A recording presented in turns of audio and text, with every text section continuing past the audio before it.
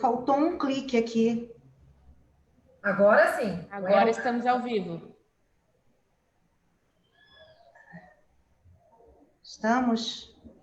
Não precisou Estamos botar ao o... vivo no Facebook. Boa tarde. Boa tarde, todo mundo. Olá, tudo bem?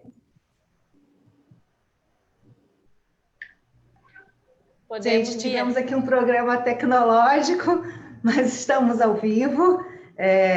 Peço desculpas pelo atraso. Estamos aqui hoje para falar um pouquinho sobre multipropriedade e hotelaria um pouquinho. Vamos falar um pouquinho mais de multipropriedade, porque eu, enfim, comi um pouco do nosso tempo, mas estamos aqui com a Super Maia Garcia Câmara. Maia é empresária e advogada.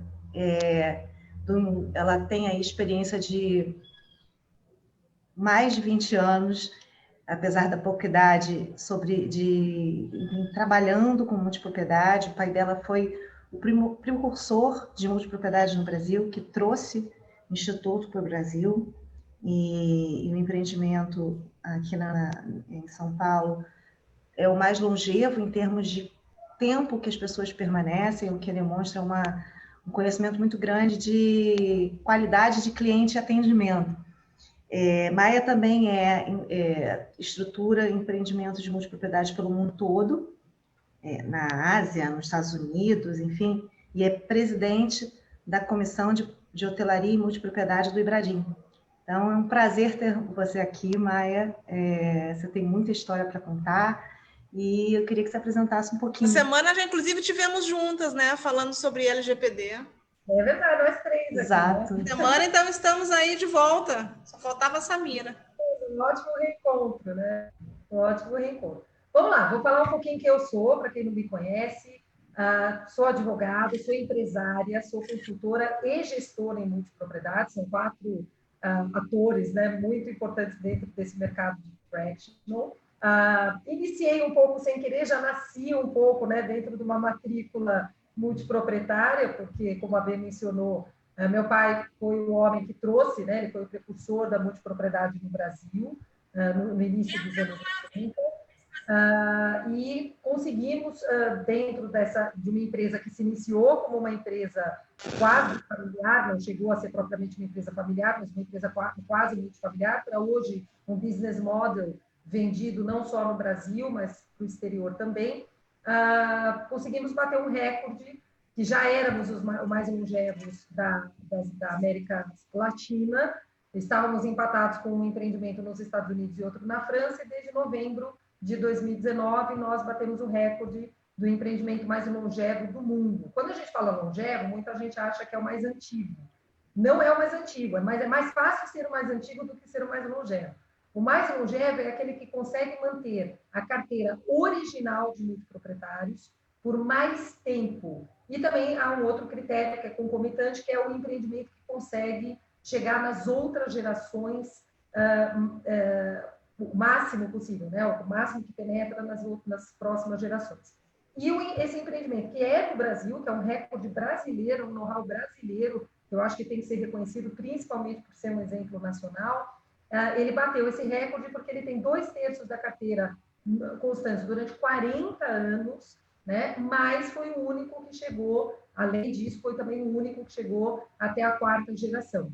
Então, são 2 elementos muito importantes que criaram um business model que é 100% brasileiro, né? Embora meu pai não seja, mas assim, um expertise 100% local, 100% brasileiro, que poucas pessoas sabem, influenciou até mesmo as estruturações jurídicas de países vizinhos, como a Argentina e o Chile. Os primeiros empreendimentos da Argentina e do Chile, eles tomaram como parâmetro a estruturação brasileira desse empreendimento. Tá? A gente cita muito esse empreendimento, nós temos outros no mundo, mas a gente cita muito esse porque é a queridinha da família, né? Exatamente por ser um país que não tinha lei até 2 anos atrás, e principalmente por ter sido o primeiro exemplo de um empreendimento 100% sul-americano, 100% nacional, e que teve um diferencial muito grande em relação a outros, que não foi entendido como um condomínio, não foi entendido como um hotel. Eles foram estruturados na forma de pequenos países, né, com democracia, com possibilidade dos multiproprietários se autorregularem, com a possibilidade de, se aqui está tendo um modelo nessa casa e aqui esse modelo me interessa mais, eu posso permutar a minha propriedade e ir para um modelo que diga mais com a minha realidade, com a realidade da minha família. A ideia foi fazer, assim, fazer um mini mundo, né? Vamos dizer assim, foi criar como se fosse um país, né? Os Estados Unidos, em que cada estado tem a sua regulamentação, tem as suas leis locais. A gente aplicou isso em um modelo de multipropriedade, no qual as pessoas poderiam escolher qual era o modelo de vida e de férias que elas queriam ter. Esse modelo é até hoje revolucionário, imagina nos anos 80. Até hoje, são, acho que, 3 empreendimentos no mundo que tiveram a organização, a gestão e a coragem de fazer dessa forma, e se mostrou que o exemplo brasileiro deu muito certo. Então, é um business model brasileiro, tem sido vendido para vários outros países, integral ou parcialmente. É um exemplo nacional, principalmente porque era um país que não tinha lei. Gente, a gente estava assim, empatado com os Estados Unidos e França, que já tinham lei de multipropriedade há 40 anos. E nós não tínhamos até 2 anos atrás. Então, realmente, é um exemplo, é uma bandeira nacional para ser levantada. Foi, sem dúvida, dos empreendimentos da nossa família, foi o que mais trouxe alegria, né? Porque foi o mais lutado de todos. A jurisprudência, aliás, uma informação que é importante até compartilhar, a jurisprudência sobre multipropriedade, ela se iniciou comigo, ainda muito novinha, né? Muito piazinha ainda, exatamente por causa desse empreendimento, porque como ele já tinha quase 40 anos, quando ele começou a bater 20, que já era, né, uma longevidade bastante considerável, ela já começou a ter algumas contingências jurídicas, e foi através desse empreendimento que começou a surgir as primeiras jurisprudências de multipropriedade no país. Isso assim, se hoje a gente já fala multipropriedade, já as pessoas já têm um pouco de confusão, vocês imaginem há 20 anos, que eu lembro que eu tinha até que pegar os desembargadores e simular que eles eram os módulos semanais e as nossas sustentações orais, de que levava estagiário, para os estagiários se mexerem. Era realmente, assim, sustentações orais que o pessoal até parava para ver, porque tinham que ser muito professorais, tinham que ser muito didáticas, né, para justificar o entendimento pelos desembargadores. Então, assim, lógico que a gente tem uma lembrança muito boa desses anos iniciais, mas isso mostra que o Brasil tem, sim, uma expertise interessante, que, como toda casa de ferreiro, espeta de pau, às vezes não está sendo consumido no Brasil, né? O business model brasileiro, por incrível que pareça, ele está sendo mais exportado para outras culturas, como os Estados Unidos, Canadá e México, e menos consumida pelo próprio incorporador brasileiro, né? Que às vezes se reporta a outros modelos que sabidamente já deram errado. Mas a gente levanta essa bandeira com muito orgulho, com muita galhardia, e seguimos vestindo aí essa bandeira nacional para levar o nosso modelo de negócio daqui para frente. Sensacional. Maia, eu queria que você falasse um pouquinho, assim, eu acho incrível porque você tem aí, você é uma memória, né? Você é um walking... você é o embodiment da multipropriedade, do direito de propriedade no Brasil. E inclusive, em relação à lei que saiu, né? Você participou desse projeto e enfim, como é que foi um pouco essa parte aí de trabalhar do D0, de construir a jurisprudência, de construir a legislação? Como é que foi essa fase de... Acho que você era a única mulher participando do projeto de lei, não era?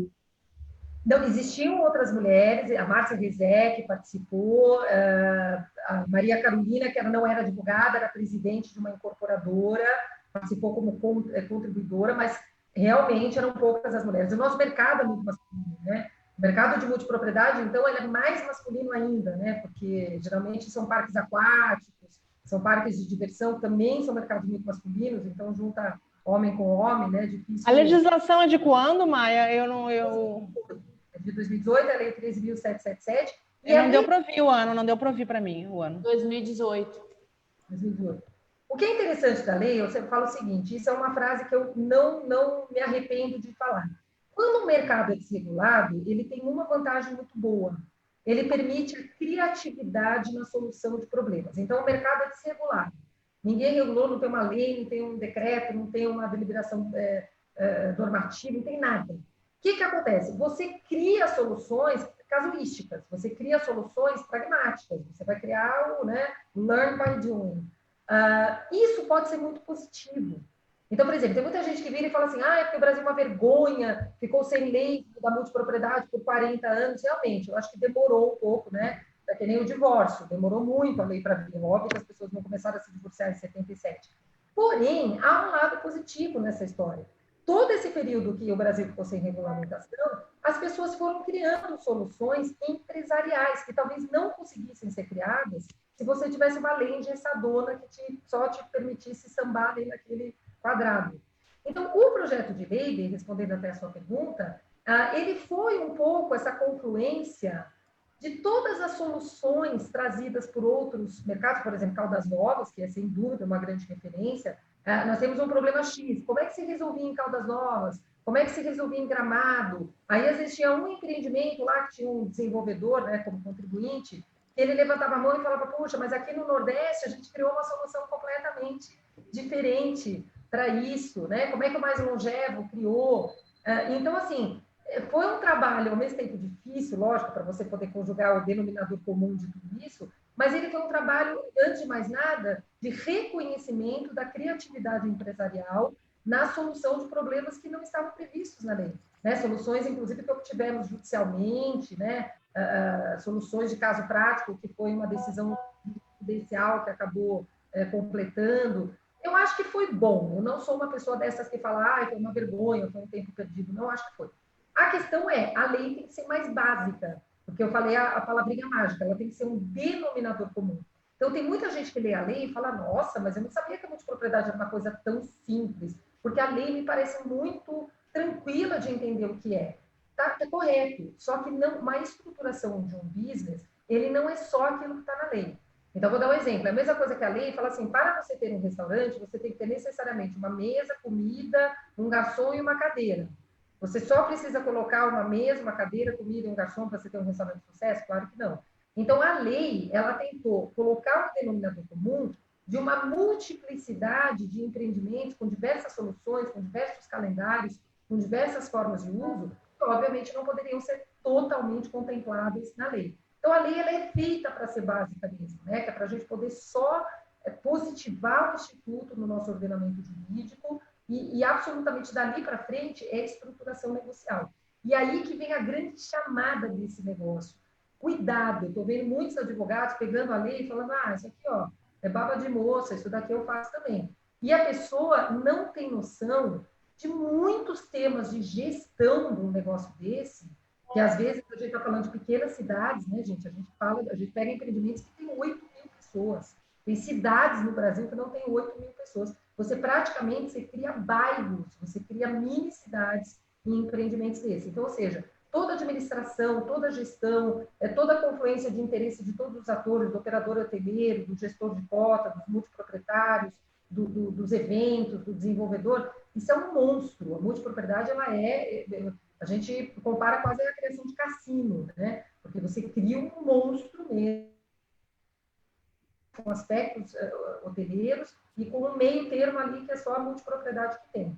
Então, da lei para frente, é lógico que a lei ela não veio para saciar tudo, mas da lei para frente, aí é o expertise de quem está no negócio. Aí é você saber o que dá certo, o que dá errado na prática, o que você pode arriscar, o que, se você quiser arriscar, você tem que estar consciente desse risco, o que dá mais certo para aquele público consumidor, o que dá mais certo para aquela localidade. Aí é o expertise do jogo, né? Que aí sempre a gente recomenda que as pessoas falem com especialistas, porque se você tentar pilotar um avião meio que, né, no manual, você pode vir a ter um problema mais para frente. Mas é um negócio que, embora muito complexo, é muito prazeroso de ser feito. Porque eu sempre brinco, se fosse um negócio estritamente jurídico, nem eu estaria. Tem que ter criatividade, tem que ter criação, tem que ter visão empresarial. Se não tivesse isso, eu certamente não estaria nesse mercado. Então, eu acho que todos esses outros ingredientes, eles são igualmente importantes para fazer a coisa dar certo, além do que foi aquele grupo maravilhoso, obviamente, que criou a lei, que cada um veio trazer a sua contribuição no limite do que podia, né? Na verdade, você está falando, né, de uma legislação que entrou em vigor há pouco tempo, né? Se a gente pensar em 2018, né? E eu estou lembrando aqui da nossa saga, que a gente até falou essa semana, da LGPD, que é outra saga, né? Que a lei entrou em vigor agora e tá essa loucura, não sei nem dizer para vocês o nível de loucura que esse negócio está. Mas eu falo assim das pessoas, né? Alguns não entendem direito que ela entrou em vigor, outros entendem, mas estão com dúvidas com relação à questão de que se tem que adaptar, não tem, se é todo mundo, se não tem. Aí a mídia também não ajuda muito, então se fala de tudo. Tá realmente uma loucura. Eu imagino que quando surge alguma coisa nova, realmente, assim, como aconteceu lá atrás com relação a essa legislação que você muito bem está explicando, lembra um pouco, talvez, desse tumulto que a gente está vivendo, né? Talvez o tumulto nosso agora seja até um pouquinho pior, porque impacta num monte de coisa, inclusive na hotelaria e multipropriedade, mas ao mesmo tempo que é animador, né, e motiva a gente estar pegando um negócio assim no começo, como eu posso falar por mim agora com LGPD, mas é um desafio, né, Mayara, até que se tenha um entendimento. Maia, desculpa, vou chamar. Uma coisa que eu falo, e não tem medo de errar ao falar isso. A lei de multipropriedade, para quem estava no mercado de multipropriedade, mudou muito pouco. Muito pouco. Por isso que as pessoas falam, pô, mas é um mercado que mexeu 5 bilhões de dólares sem regulação. Por quê? Porque a regulamentação, a lei mesmo, ela só foi crucial para a gente, quando eu digo a gente, os atores, né, os developers de multipropriedade, em relação a um carinha que se chamava registrador. Esse registrador, o negócio, tudo se armava, não existia proibição na lei de você montar um condomínio dentro de um condomínio, né? Você criar um condomínio rotativo dentro de um condomínio, lógico que através de documentos menos, né, preparados, né, menos robustos do que a lei permitiu fazer. Mas se você me perguntar qual foi o breaking point, assim, qual foi realmente esse foi marco alterador das coisas, foi a possibilidade de registrar. A gente tinha um registrado, que, como eu falei, foi vendido, né? O business model para o Chile, para a Argentina. Salvo engano, teve um empreendimento no México, na Costa Rica, que também usou a nossa estruturação, mas muita gente tinha dificuldade de registrar. E por quê? Porque o cara ia fazer um empreendimento numa zona turística, lá em Itabiboca do Bom Jesus, lá naquele estadozinho desse tamanho, e tinha os cartórios que, se juntar todo mundo que está na cidade, ajudava 3 mil pessoas.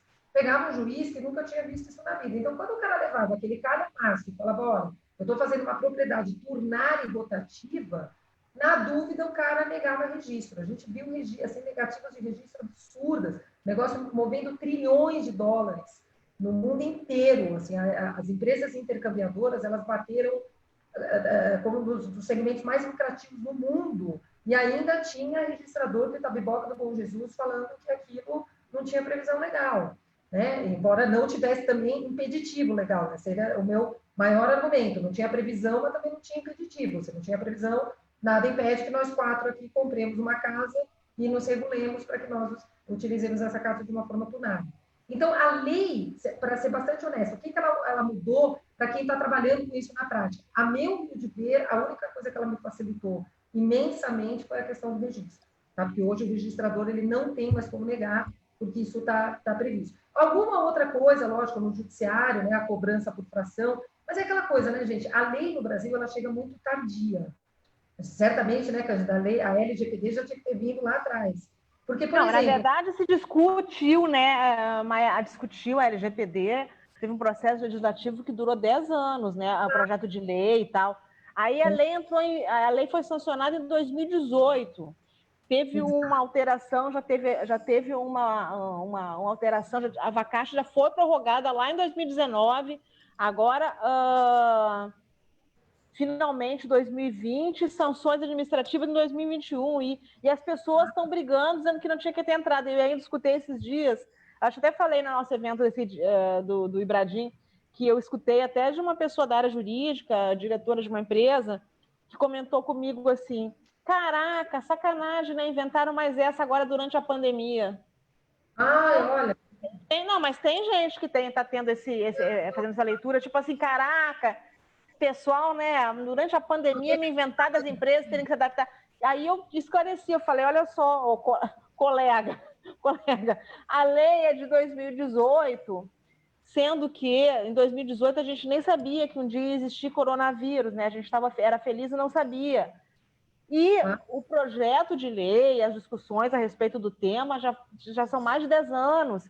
E a gente já sabe que a Europa toda, se a gente lê minimamente aí algum periódico que fale aí alguma coisa fora do Brasil, a gente já sabe que isso existe. Então, a pessoa tem que estar muito desavisada mesmo. A população, sim, a gente sabe que a população está desinformada, mas é normal, né? Agora, se você fala de uma média e grande empresa, não tem justificativo. Não, concordo.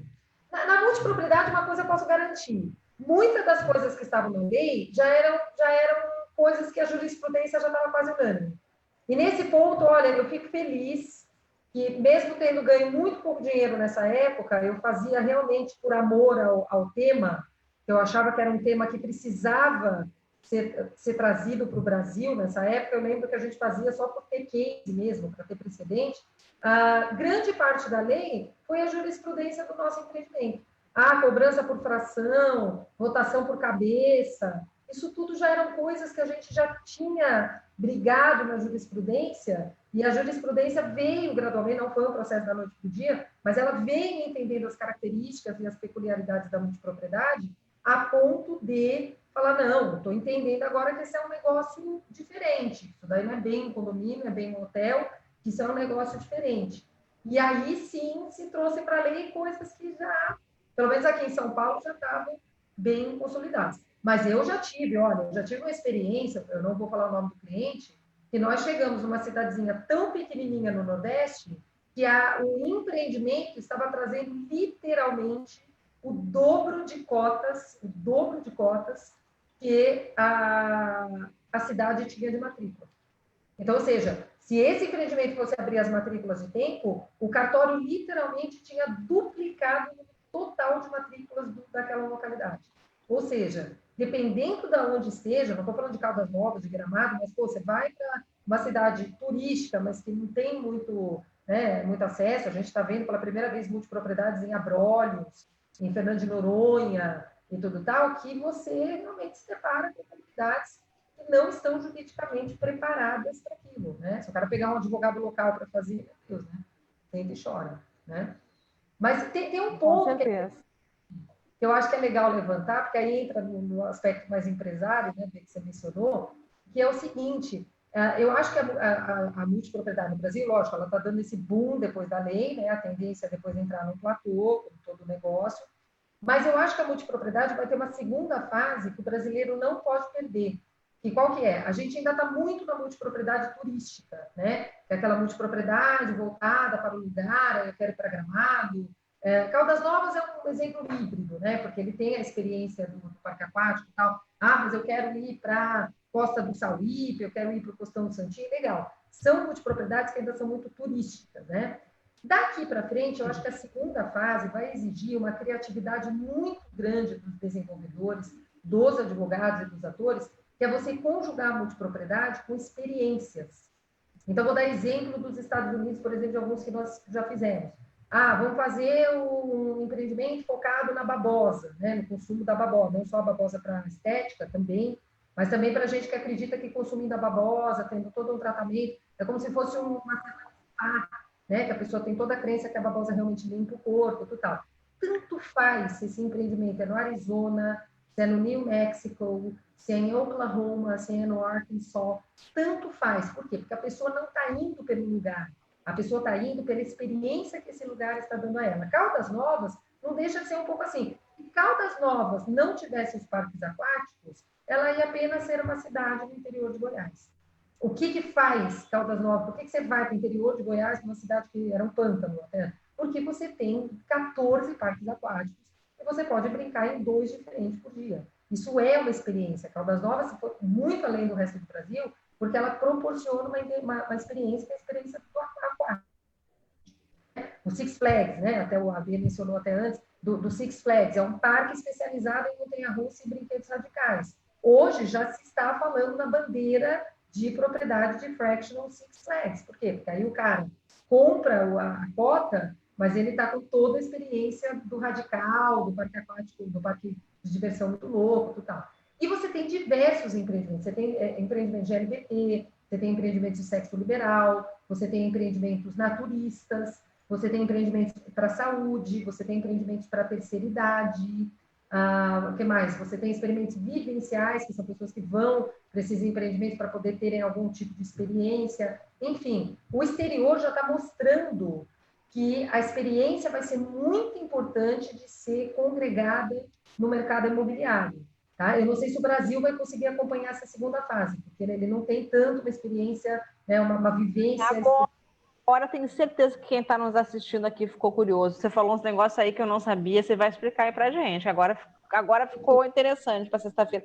Como é que é empreendimento de sexo liberal ou estou escutando já coisa? Eu ouvi isso também e fiquei na dúvida. Será que foi isso? Não, mas agora vamos... É isso? Estou falando que vocês vão curtir, meninas. Porque o público aqui gosta de... Como é que é essa história? Esse negócio... Tem o timeshare, né? Ele é dentro do fracionado. Tem o sexo liberal e tem os mormons, que é interessantíssimo. Não, vamos primeiro começar com a parte mais alegre do sexo liberal. Vamos lá. Depois ela conta do mormon. O maior desafio para a nossa empresa, qual que foi? Agora falando sério, do ponto de vista... É o quê? Desculpa. Público, né? O maior desafio para a nossa empresa foi a concepção desse produto. Se o cara compra um produto de timeshare e ele tem uma ideia de fazer uma suruba naquele empreendimento, como que eu posso garantir que ele está sempre tendo esse público renovado? Porque se você fizesse um calendário fixo para esse cara, ele está sempre indo no empreendimento para ter intercurso sexual com as mesmas pessoas. Então, perdeu-se a proposta da vida louca, da vida promíscua e tudo tal.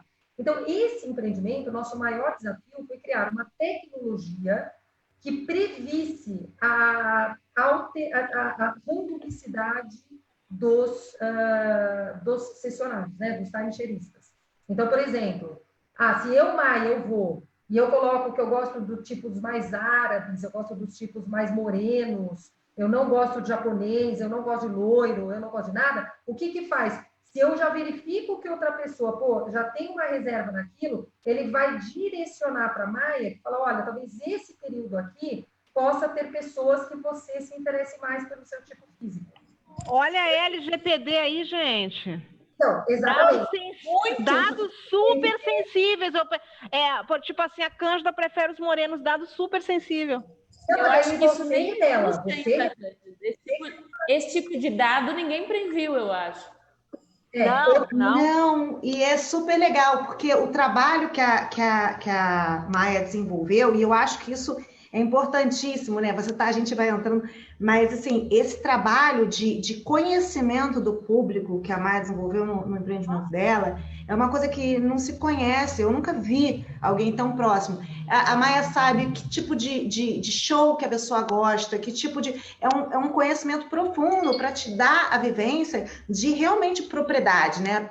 De que você é dono daquilo dali e que você considera aquilo da sua família. E eu acho engraçado porque, ao mesmo tempo que tem essa coisa de fidelização do empreendimento, no caso aqui do sexo liberal, você tem que fidelização, mas ao mesmo tempo tem uma coisa que a Maia fala que é engraçada, que você tem que pressupor se a pessoa foi no mesma data e não fez sexo com a pessoa, é porque aquela pessoa não gostou. Então, eles tentam tirar a fidelização, mas ao mesmo fazer um match. Então, é um misto de Tinder com fidelização, com não fidelização, é uma coisa assim que eu acho incrível. Eu tenho umas sugestões aí, Maia, para esse negócio que garanto que Samira vai concordar. Tinha que fazer também, criar um critério seguinte: homens que não dizem que a ex deles era louca. A gente pode até adquirir um empreendimento. Esse é bom, esse é muito bom. Mas esse é campeão. Aliás, isso é uma coisa que a Maia faz. Ela queria fazer um empreendimento para divorciadas e mulheres solteiras. Eu sempre falo, tem muitas mulheres, eu sou viúva, né? Mas, por exemplo, tem muitas mulheres que são divorciadas, que são solteiras, bem-sucedidas, acima de 40 anos, mulheres que até optaram não ter filhos e que têm um poder aquisitivo razoável e que não tem um nicho para elas. Então, por exemplo, se você notar, eu vou no resort, o Caribe já começou a perceber isso. O Caribe tem para casado, tem para gente com filho, não aceitam criança, porque tem gente que não suporta tirar férias com criança, tem para gente que não aceita que não é casado, que não quer putaria no empreendimento. O Caribe já percebeu isso. Agora, o Brasil... Porque, por exemplo, a gente que eu sou divorciada, Samira também. O que acontece? Ela também deve ter o mesmo problema que eu. Às vezes, se a gente quer ir para um resort desse, passar uns dias, Gente, não é que eu não gosto de criança, até porque eu sou mãe, entendeu? Mas eu não sei se eu tô afim de ir pro resort, aquele monte de criança, de família, criança pulando da piscina, cara. Às vezes eu não tô afim, porque não é o meu momento, entendeu? E vou te dizer que para mim não é nem isso. E para muitas das minhas amigas, a gente deixa de ir porque eu chego lá e começo a me sentir culpada porque não levei eles. Ah, é outra coisa. Então aproveito e volto embora, porque só tem criança na minha volta. Então, já cansei de não aproveitar os 10 dias de férias, de passar chorando e voltar para casa. O life being é importante. Então, por exemplo, não é meu caso, eu gosto de me isolar, a Beatriz sabe até os hábitos de viagem até exóticos demais. Mas vamos dizer, por exemplo, que eu sou uma pessoa, eu sou uma mulher solteira ou divorciada, eu quero pegar minhas férias para conhecer gente legal, para ter parceiros para novas viagens, para conhecer gente interessante, para ter companhias para fazer cursos e tudo tal. Eu quero ir para um resort que 99% do público dos resorts brasileiros é papai, mamãe e filhinho. Você entendeu? Então, por isso que eu falo, o cara que criar um empreendimento, que cria esse lifestyle single, tá? Não é putaria, mais uma vez, mas o lifestyle single é o cara que, você vai conhecer pessoas que também têm o seu estilo de vida, pessoas que também são divorciadas, pessoas que também não optaram por não ter filhos, pessoas que também podem ter um estilo de viagem parecido com o seu. Entendeu? São públicos que estão completamente abandonados no Brasil. O público GLBT está abandonado no Brasil, não tem um empreendimento até hoje. Públicos evangélicos, agora está surgindo pela primeira vez, aliás, por uma sugestão minha num palco, uma igreja evangélica falou, faz sentido o que essa moça está falando. Tá dizendo, eu não posso falar o nome da igreja, mas é uma igreja que está montando agora o primeiro empreendimento de multipropriedade de timeshare evangélico. Então, quantas outras religiões, né, também não poderiam estar sendo observadas, multipropriedades de saúde, de terceira idade, gente. Hoje a pessoa da terceira idade está se aposentando melhor, com mais saúde, antes da previdência, mais cedo, né? Enfim. Então, tem muitos públicos que estão abandonados no Brasil. Então, por enquanto, a gente ainda está na caixinha da multipropriedade para a tradicional família brasileira em locais muito turísticos. Daqui a pouco, ou a gente tem que sair desse público, ou você tem que criar outras experiências para esse público, você entendeu? Que sejam experiências que vão cativar. Eu vou só concluir, viu, Bê? Você falou um negócio engraçado. Por exemplo, eu sou uma mulher. Vamos dizer que a Ana Beatriz é um homem, a Samira seja um homem, a Cândida seja um homem. Se nós 4 tivermos no empreendimento de sexo liberal ao mesmo tempo, o sistema pressupõe o seguinte, ou a Maia transou com os 3, ou se a Maia não transou, é porque ela também não gostou do cara. Então, o que acontece? Uma próxima vez que eu reservar, o sistema vai todo se adaptar para fazer as propagandas para pessoas que não estão... Mas como é que o sistema sabe se a Maia transou com o fulano? Ele pressupõe pela ocupação. Pelo quê? Nós dividimos o empreendimento ao mesmo tempo que passamos uma semana, pressupõe que ou já tive intercurso com essa pessoa, ou não quis ter intercurso com essa pessoa. Talvez eu não queira repetir. Ou talvez até queira repetir, mas assim, você cria uma randomicidade para que os públicos possam estar sempre variáveis, porque é da natureza de quem adere a um empreendimento desse ter variedade. O cara não quer ver sempre a mesma mulher, a menina não quer ver sempre o mesmo homem, né? É como o empreendimento dos Mormons, né, B? Que os Mormons... Isso é fantástico. É um empreendimento muito pequeno, tá? A gente chama de empreendimento por chave, tá? Nos Estados Unidos se chama by key, que é um empreendimento que você já entrega pronto para um público pronto. Então, ele não tem nem comercialização, ele já foi uma multipropriedade pronta para um público que já estava pré-encomendado.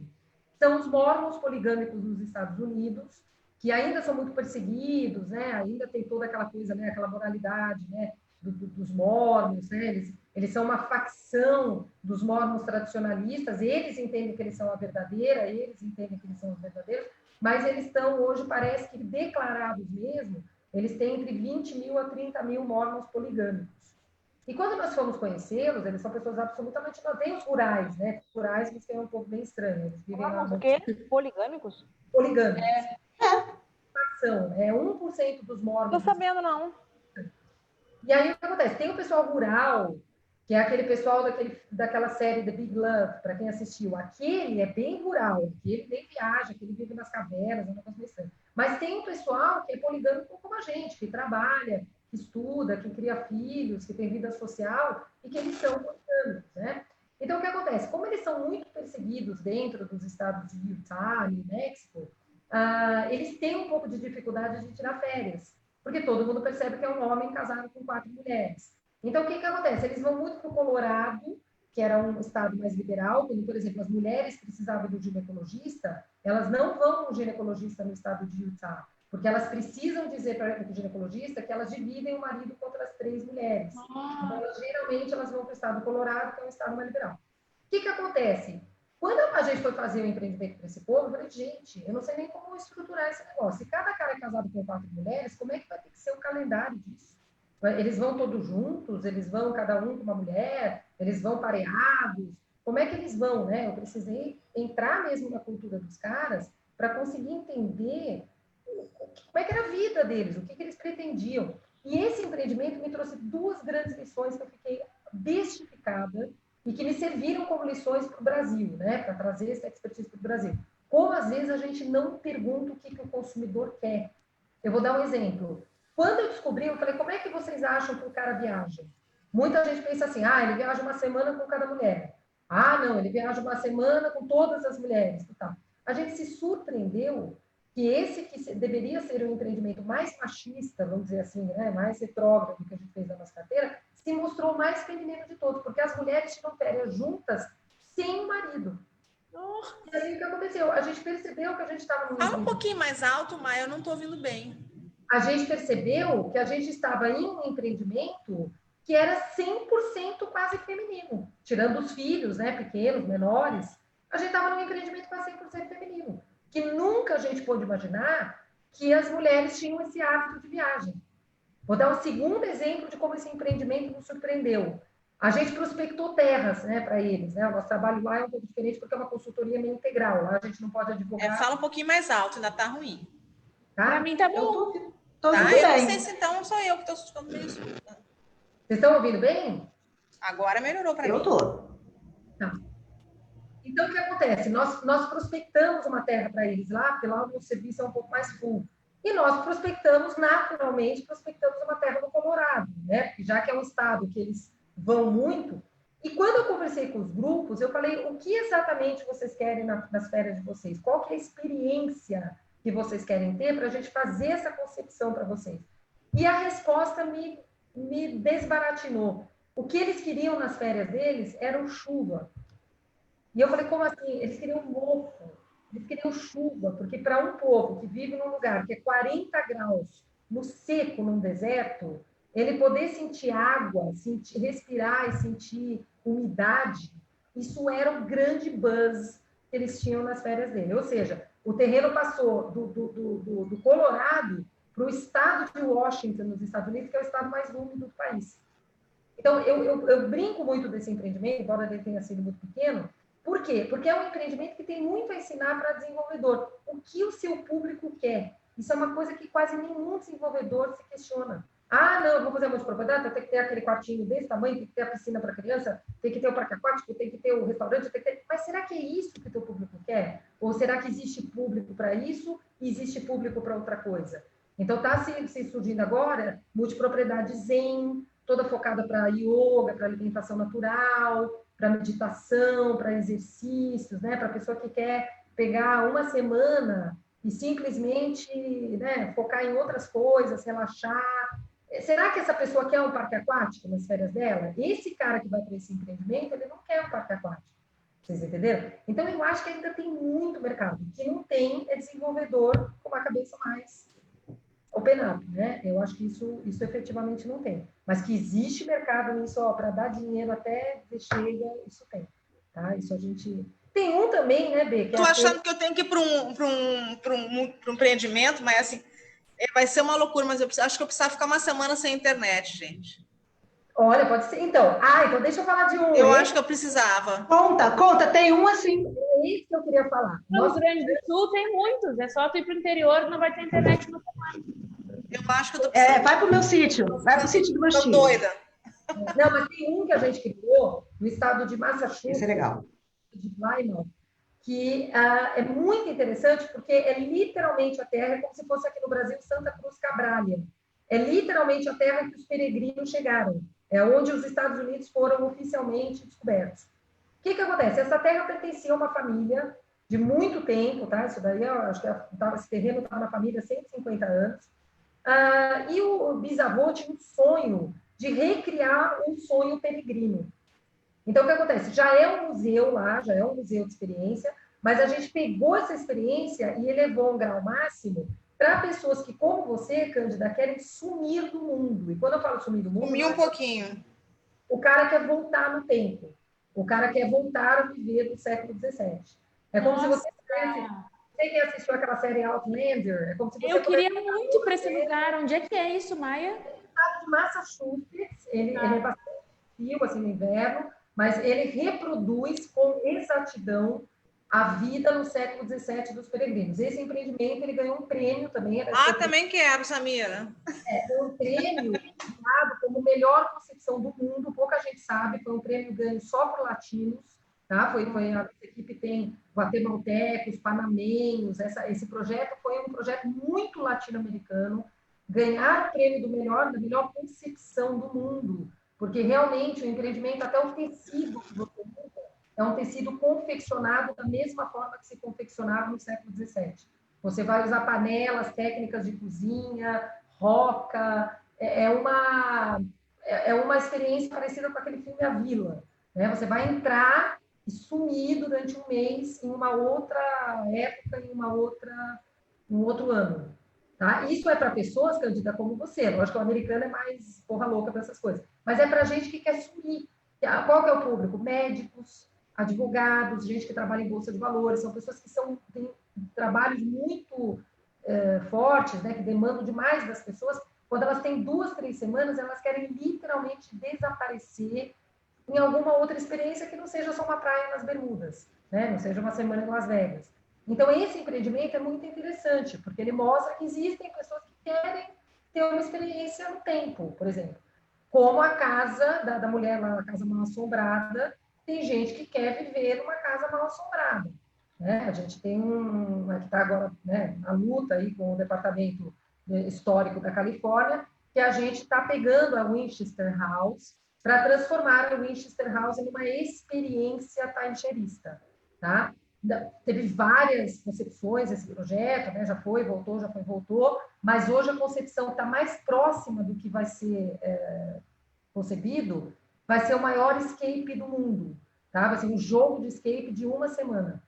Então, a casa tem 160 quartos, é uma casa que tem uma fama de ser uma casa mal assombrada, e é uma casa que ela já foi toda construída por uma mulher completamente pirada, embora milionária, para fugir dos espíritos. Então, a casa toda já é cheia de traquejos e passagens para outros lugares, e portas que não abrem em lugar nenhum, e cadafalsos que não levam a lugar nenhum. A casa, para vocês terem uma ideia, eu já entrei 71 vezes, eu me perdi 69.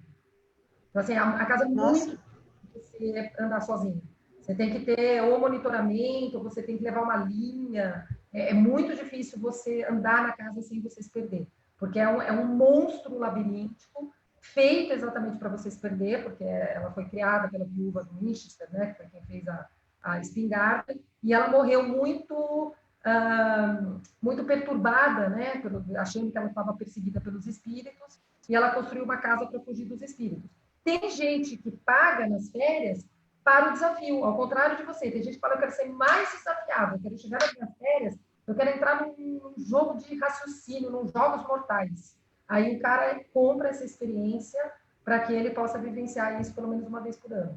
Então, assim, resumindo tudo que eu estou falando, tem muita experiência para ser vivida. Tem desde sexo liberal, que a gente brinca, até labirinto. Então, agora a gente está fazendo uma consultoria de na Alemanha, que vai ser o maior labirinto do mundo, vai ser uma terra só de labirintos.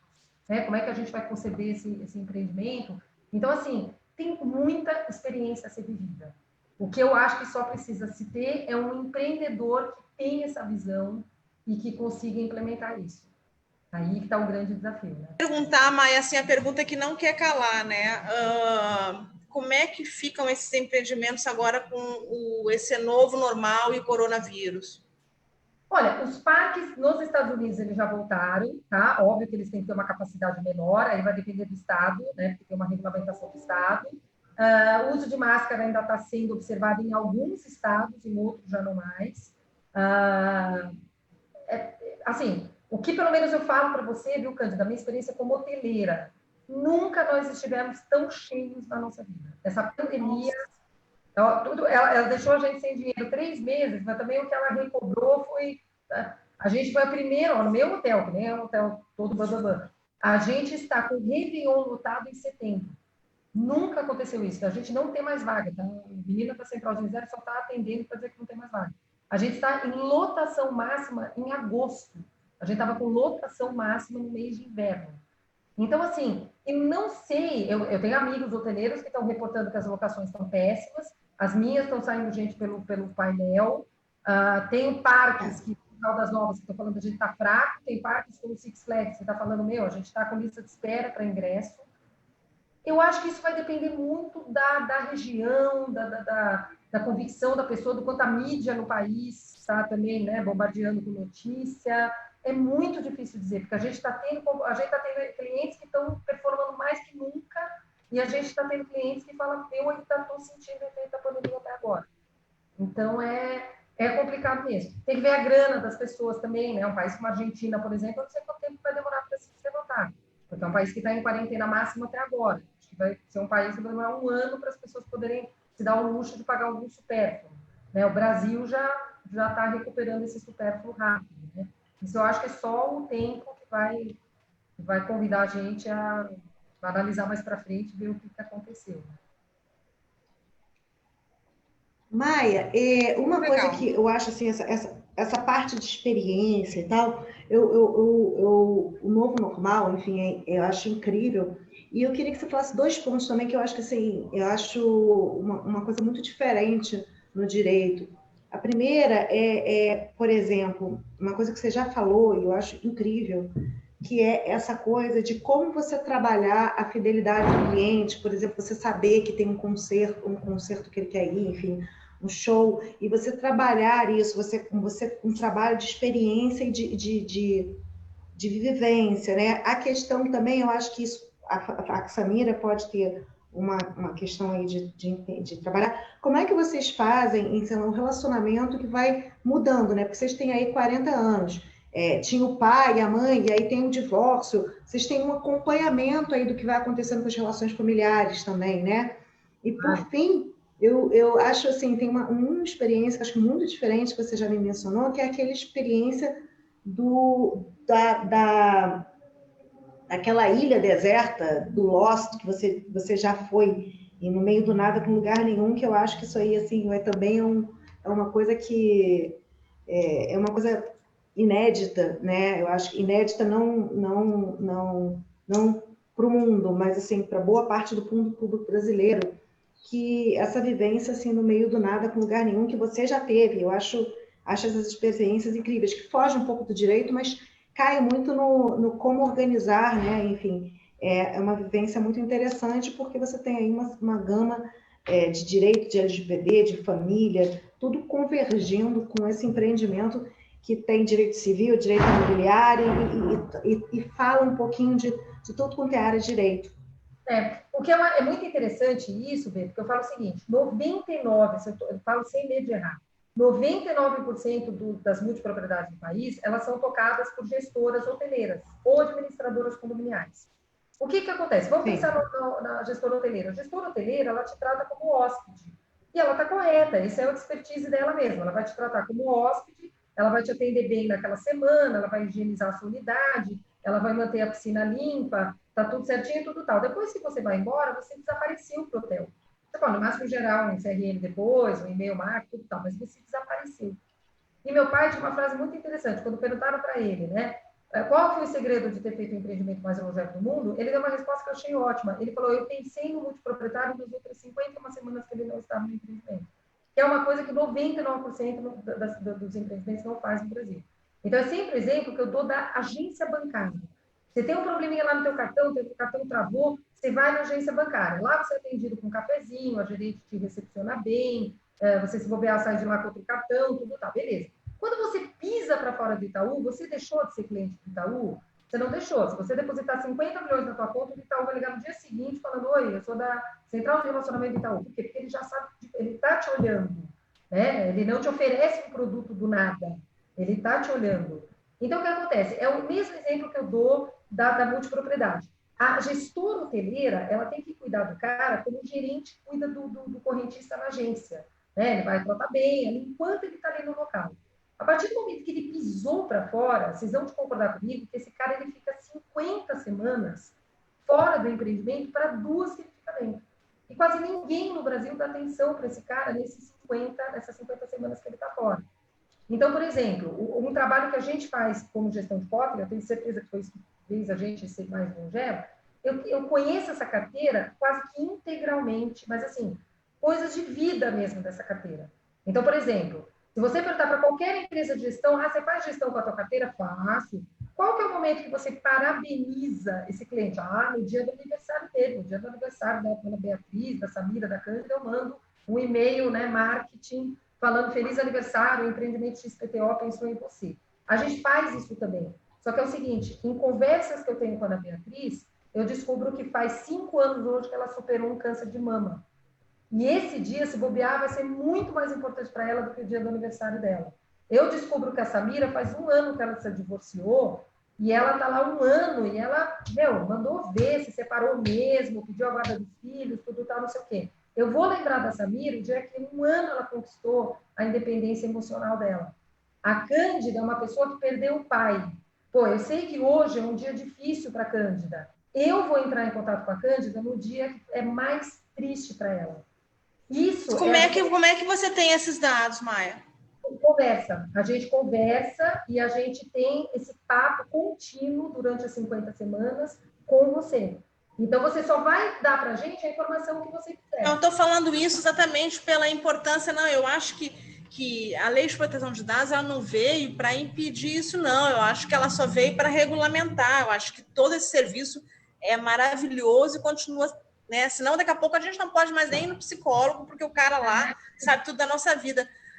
A única coisa que, de novo, eu repito, como a gente bateu o nosso papo na quinta-feira, realmente, não, na quarta, realmente é atenção, né, nesses empreendimentos a partir de agora com relação a essas informações. Não, isso totalmente. Tanto é que a pessoa só fala aquilo que ela se sente interessada. Então, por exemplo... Não, é importante também que ela autorize essa coleta dessas informações. Eu vou dar um exemplo de uma coisa que a gente fez semana passada que emocionou muito um casal.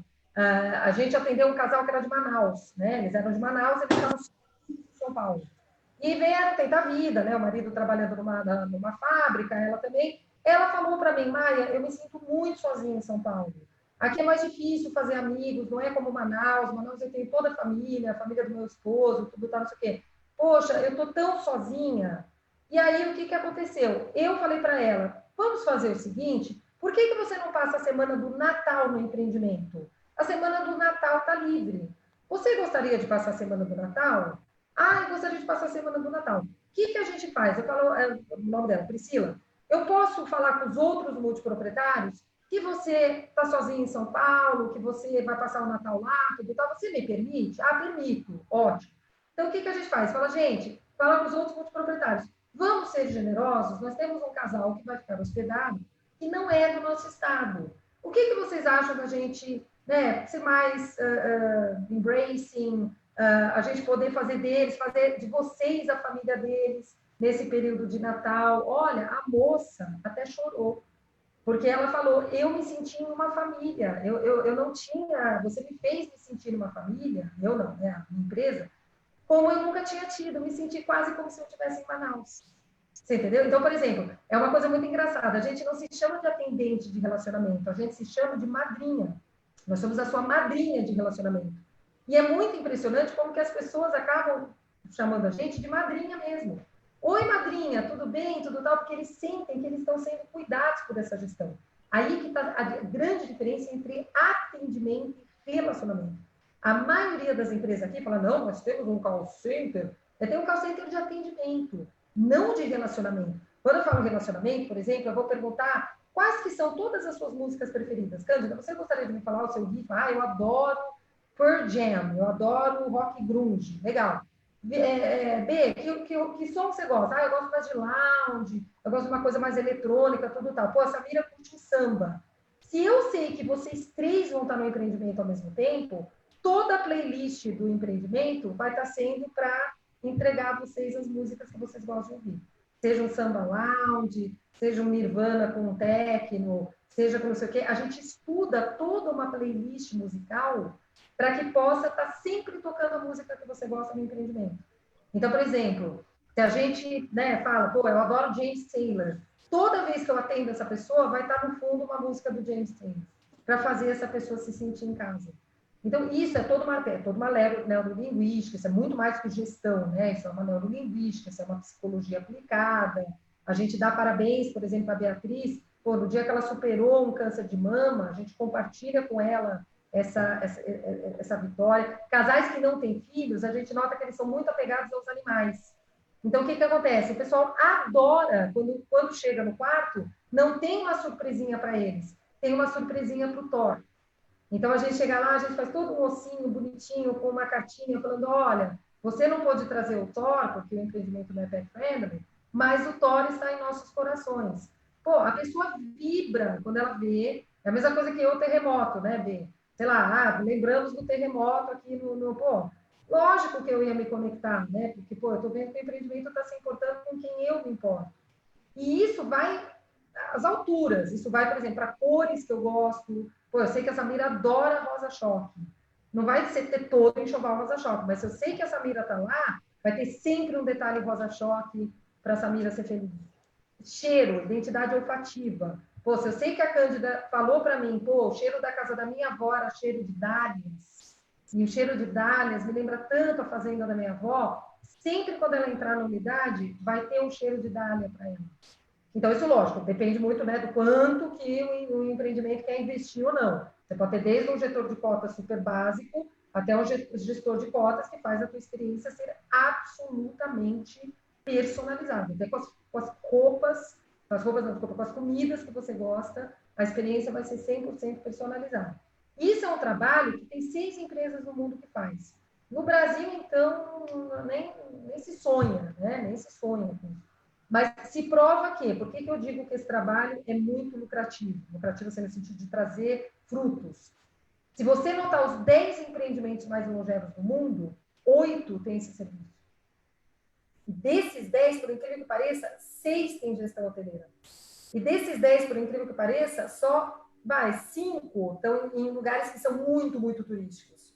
Os outros 5 não tanto. Ou seja, você nota que o segredo da longevidade do negócio está muito mais relacionado a esse trabalho de fidelização de relacionamento do que a qualquer outra coisa. O nosso foi um que só chegou a essa longevidade por causa de um trabalho de relacionamento extremamente intenso. As nossas meninas sabem o joelho que o cara tem, condromalácia e o grau que o cara tem.